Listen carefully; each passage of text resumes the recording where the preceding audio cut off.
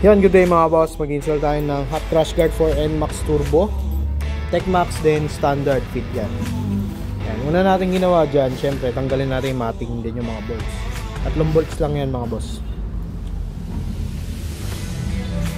Then next naman natin,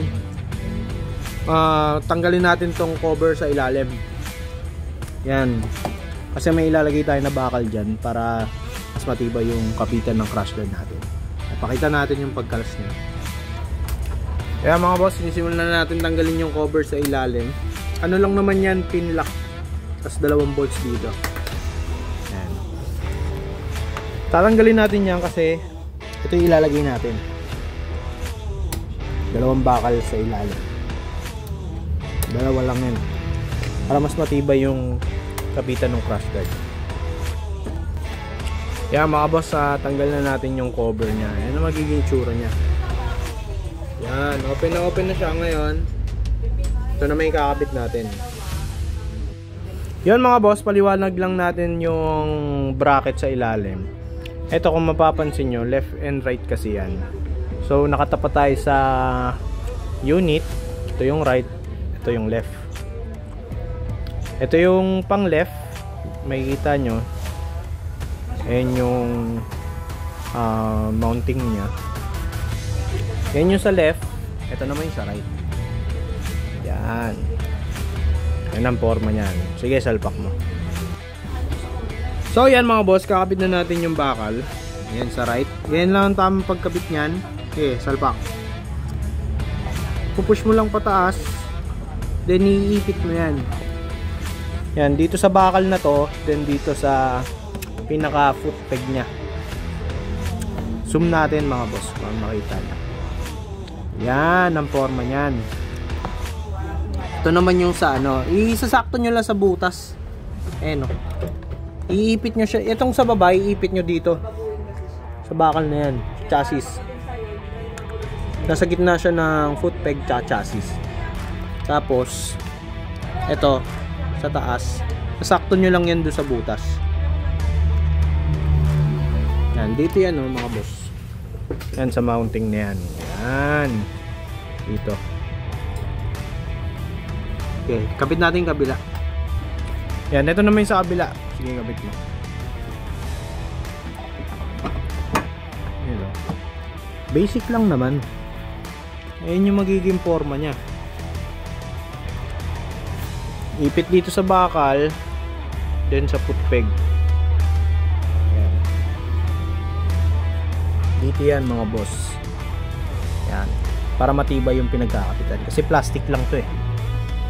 So dahil naglagay tayo ng bakal, syempre mas matibay na yan.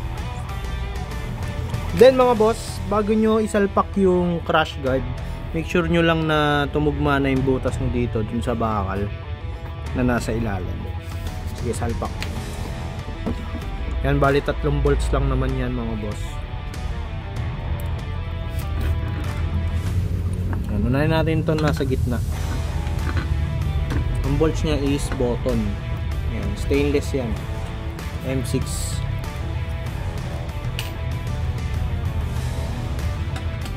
Yan, unahin muna natin yung gitna para hindi tayo mahirapan. So pag kumagat na, huwag nyo muna yung higpitan para na i-play nyo pa rin. Next nyo na yung taas. Actually, depende sa inyo kung ano unahin nyo. Kung saan mas mapapadali. Pero yan yung tamang pagkabit niya.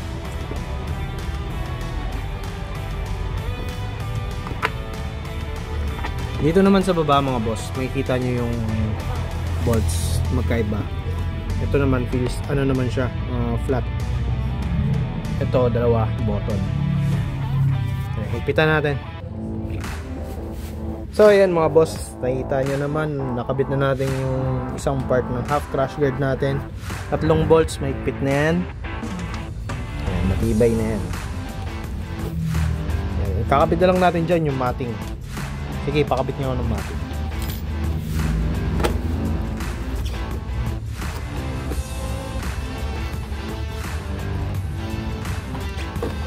Ayan, na yung mating, dito naman tayo sa kabila. Yan mga boss, same procedure. Bago nyo ikabit yung crash guard, make sure nyo lang na tugma na yung butas nyo dito, tsaka dun sa bakal sa ilalim. Then pag okay na, pwede nyo na isalpak yan. Same procedure dito sa kabila.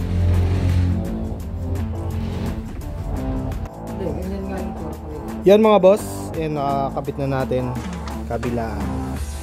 Sobrang tibay na crash guard for NMAX Turbo, TechMax din, standard fit yan. Nakagandaan sa crash guard natin yan, meron niyang MDL bracket. Ito mo lang lalagay. Kahit malalaking ilaw, pwede yan. Yan, montage natin mga boss para makita nyo yung beauty ng hot crash guard.